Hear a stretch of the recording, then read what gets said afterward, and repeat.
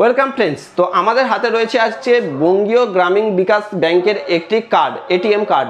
এখন সবচেয়ে বড় সমস্যা হচ্ছে বঙ্গীয় গ্রামীণ বিকাশের যে কার্ডটি আমার হাতে রয়েছে, অর্থাৎ এই ব্যাংকের কিন্তু কোনো এটিএম আমরা দেখতে পাই না।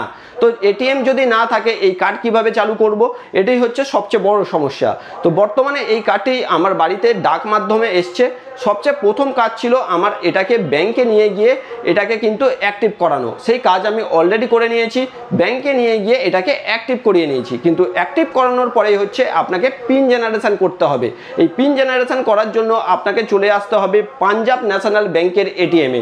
এই পাঞ্জাব ন্যাশনাল ব্যাংক কিন্তু বর্তমানে এই বঙ্গীয় গ্রামীণ বিকাশ ব্যাংকের সাথে টাই আপ করে নিয়েছে। ফলে এই বঙ্গীয় গ্রামীণ বিকাশের যত এটিএম চালু করা এবং এটিএমের যত সমস্যা, যা কিছু সমাধান তা পেয়ে যাবেন পাঞ্জাব ন্যাশনাল ব্যাংকের মাধ্যমে।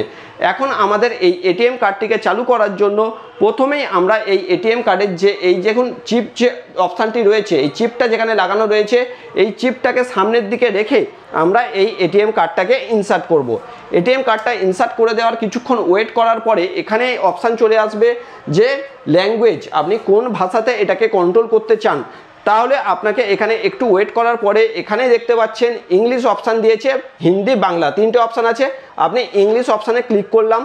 এখানে যত অপশান আছে তা ছেড়ে বাঁদিকেই আপনি দেখতে পাবেন জেনারেট পিন। এই জেনারেট পিনে যখন আপনি ক্লিক করবেন তখনই আপনার অপশান দিচ্ছে ওটিপি জেনারেশন এবং ওটিপি ভ্যালিডেশন। এই ওটিপি জেনারেট করার জন্য আপনাকে এখানে ক্লিক করতে হবে এবং এই ওটিপি জেনারেট করবেন তার আগে বলে দেওয়া দরকার যে ফোন নম্বরটা আপনার এই কার্ডের সাথে অর্থাৎ ব্যাংকের বইয়ের সাথে লিঙ্ক রয়েছে সেই ফোন নম্বরটা কিন্তু আপনি সাথে আনবেন। অর্থাৎ সেই ফোনে আপনার যে ওটিপি যাবে সেই ওটিপি দিয়েই কিন্তু আপনি পরবর্তী কাজগুলো করতে পারবেন।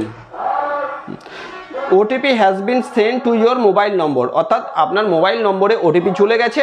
এখন আপনি আপনার কার্ডটাকে বের করে নেবেন। এখন আপনার মোবাইলটাকে আপনি চেক করে দেখুন আপনার মোবাইলে একটা ওটিপি চলে গেছে। তো এতক্ষণে আপনার মোবাইলে কিন্তু ওটিপিটি চলে এসছে। ফলে আবার কার্ডটা একবার ইনসার্ট করতে হবে। কার্ড ইনসার্ট করে দেওয়ার সাথে আমাদের একটু ওয়েট করতে হচ্ছে। ততক্ষণে বলে দিই যে এটা কিন্তু 24 ঘন্টা ভ্যালিড থাকছে আপনার এই যে ওটিপি এসছে। ফলে 24 ঘন্টার মধ্যে আপনি এই কাজটা করতে পারবেন।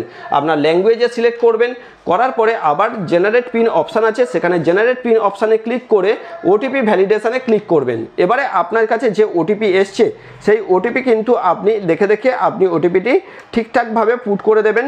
দেওয়ার পরে আপনি ইয়েস ক্লিক করবেন। ততক্ষণে আপনার যে নতুন পিন, সেই নতুন পিন জেনারেট করার যে অপশান দিয়েছে সেখানে আপনি যে পিনটা আপনার এই কার্ডের এগেনস্টে রাখতে চান সেই পিনটা আপনি এখানে দেখে দেখে দিয়ে দেবেন।